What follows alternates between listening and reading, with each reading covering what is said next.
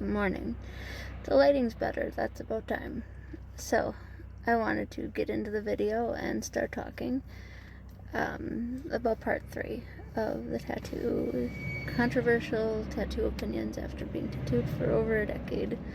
I think that it's pretty obvious that, and I believe I touched on this in the first one, that you should go to a shop, go somewhere reputable. That's very important. Tipping, we're going to jump right into it. I always tip. I give a big tip.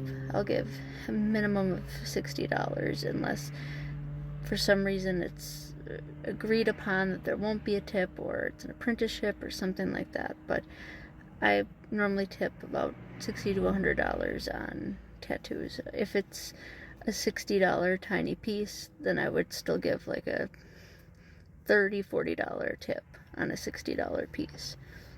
And nowadays, I think most all tattoos start at like $120. So it is what it is. And at that, I would tip $60 on 120, 60, $70. That's me. I've been in the industry a long time. I've modeled in the industry. I have worked in the industry on that side of things.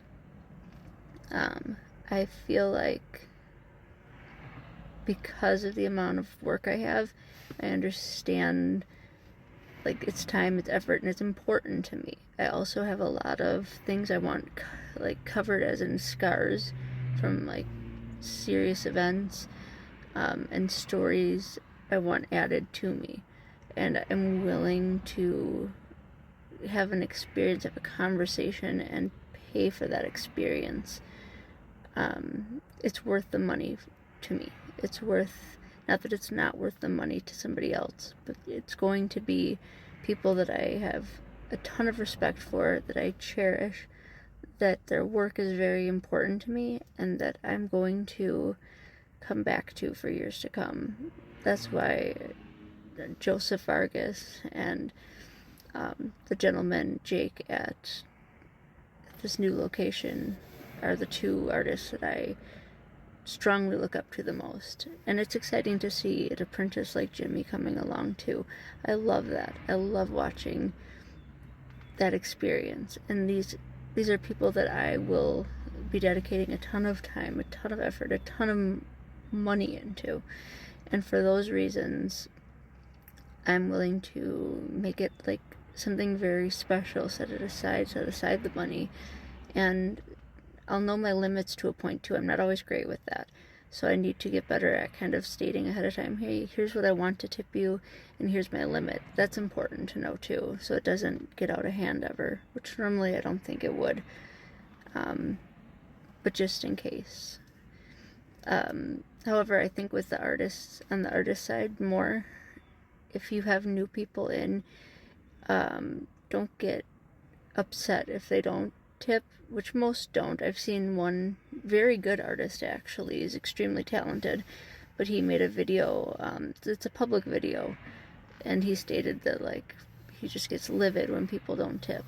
And I think so many people don't know that that's part of the culture. People could be foreign, people could have never had a tattoo before, and I think if it's somebody who's coming in who's paying either a ton of money, like, you know, $1,000, whatever it may be, or who's new to this, never had a tattoo before. I mean, it's, no matter what it is, it's not a cheap thing to get, and it's painful. They don't know what they're doing in a lot of cases, so don't be upset with them if they don't tip, because they might not know. You priced them, you told them what you wanted. It's not something that I feel like should be snarky, I guess. So I think having a good attitude about it, like, hey, I love and appreciate the tip, but it's appreciated, not expected. And that attitude helps you want to tip more. I think that tattoos with really good outlines, with black, nice traditional work, they might not be as detailed, but our skin ages and it sheds and it peels and sunburn, and a really realistic portrait isn't going to heal up as good and as long as the one with the thick, bold black outline. And micro-realism does not hold up over time, period. It might hold up some for a little bit of time, but it's not going to look good for a long time, and you're paying a ton of money for something that big that's not going to look good for super long. And that's not worth it. Just get it a little bit bigger. Maybe yeah, sure, you can do things that are just shading, and they will still look, hopefully if it's a good artist that knows what they're doing, they'll still look good. But there is a sense of truth to what the artist is telling you. There's all truth to what the artist is telling you. They know what they're talking about. And certain things are very improved since I was young, with like shading can last a lot better, a lot longer now without the outline, without as much outlining, I should say. But it's still going to be what lasts the longest without touch-ups, and what just has that crisp look to it the longest. However, they have a lot of techniques now that cause things to hold up better and to look better and to be more vivid for a longer amount of time. All of this said, consider listening to your artist. Some of the best work you're ever going to get is when you ask your artist, you tell them a concept, and you ask them to do something that they would want based on your concept. You're going to give them that freedom to make something beautiful that's coming from their mind. You're never going to get a more beautiful piece from that artist, because it's something they're excited about, it's something they want to do, and that's amazing to see. That's the best experience to have with somebody. These are people, for me at least, I would like to be at the least very friendly acquaintances, where I trust them. I trust that they're going to put beautiful work on me. I trust that they respect me. I trust that we have a mutual respect for one another, and that's important.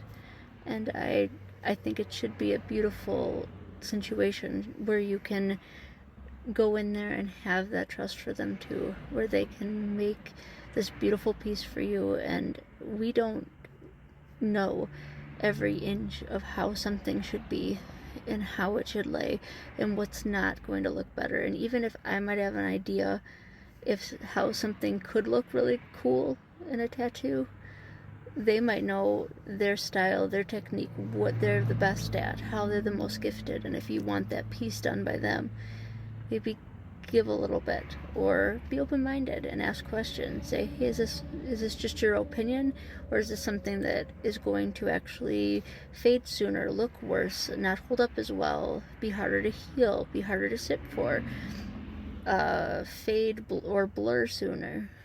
Be really open-minded with your artist, because you don't want something to not hold up and not look beautiful.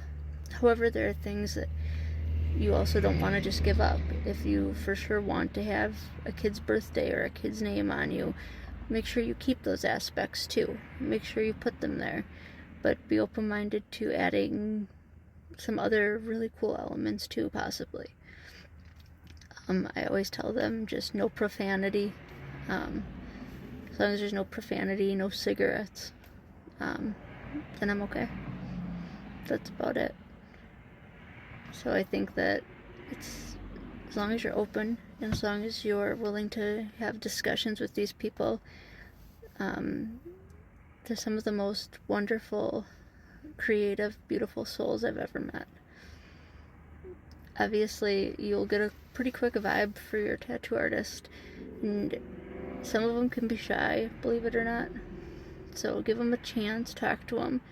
But if you don't vibe well with them, don't keep coming back.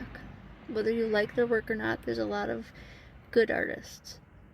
And it took me a while to find 2 really great ones, and that's important.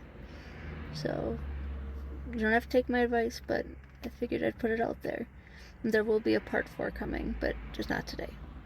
And I hope you have a good day.